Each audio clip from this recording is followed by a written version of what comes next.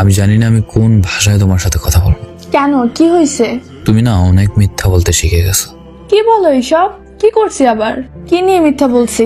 আচ্ছা, তুমি তো নাকি আজকে বিকেলে আপুর বাসা যাবে বলছো, আর বলছো একটু ব্যস্ত থাকবে, আমি যেন কল না দিই, মেসেজ না দিই।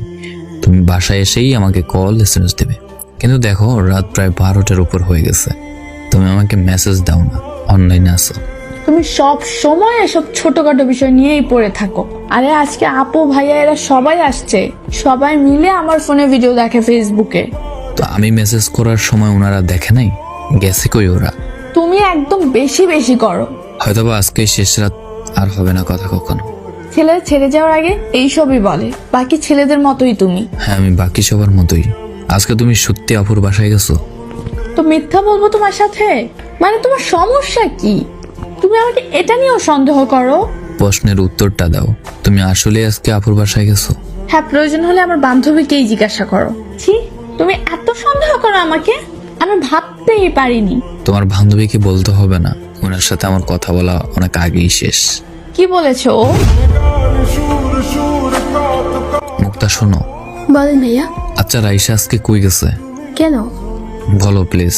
ও নাকি ওর বোনের বাসায় গেছে। আগে যে কোনো জায়গায় গেলে ও আমার সাথে কথা বলা ছাড়া থাকতে পারতো না, কিন্তু এখন ও ওর বোনের বাসায় গেলেও নাকি আমার সাথে কথা বলতে পারবে না। কল দিতাম না, মেসেজ দিতাম না, এসব বলে। ভাইয়া, আপনাকে আমি আর মিথ্যে কথা বলতে পারবো না দিনের পর দিন। আমাদের ফ্রেন্ডশিপ নষ্ট হয় হোক, তবে একটা ছেলের জীবন তো বেঁচে যাবে। রাইসা আসলে আজকে ওর বিএফের সাথে দেখা করতে গেছে। বিএফ মানে ও রিলেশন করে অন্য কারোর সাথে? জি ভাইয়া, ও আমারে মানা করতো এসব যেন না জানে আপনাকে, কিন্তু বেশি বেশি করতেছে। আমিও মিথ্যাবাদী হচ্ছি আপনার কাছে। আর পারছি না ভাইয়া। ওরা আজকে চাঁদপুর বড় স্টেশন ঘুরতে গেছে। আমারে বলে গেছে যদি আপনি জিজ্ঞেস করেন তাহলে বলতাম আপুর বাসায় গেছে। আচ্ছা, ছেলেটা কোথাকার? চাঁদপুরেরই, হাসান আলতে পড়ালেখা করে। মুক্তা যখন সব বলেই দিয়েছে, তাহলে আর লুকানোর কিছু নেই। তুমি আমার জীবনটা শেষ করে দিছো, পুরো জাহান্নাম বানাই দিছো এই 1 বছর 7 মাস। আমি আর পারতেছি না। তুমি কোথাও ঘুরতে যেতে দাও না, কোথাও ঘুরতে নিয়েও যাও না। তুমি সামান্য আমাকে বৃষ্টিতেই ভিজতে দাও না, বাকি সব তো বাদ দিলাম। আমি মুক্তি চাই, আমার মুক্তি দাও। ঠিক আছে, তোমাকে আমি মুক্তি দিলাম। তুমি যেখানে সুখ খুঁজে পাও সেখানে তুমি চলে যাও, আটকাবো না। আমি বলবো না তুমি আমার থেকে ভালো পাবে না, অবশ্যই পাবে।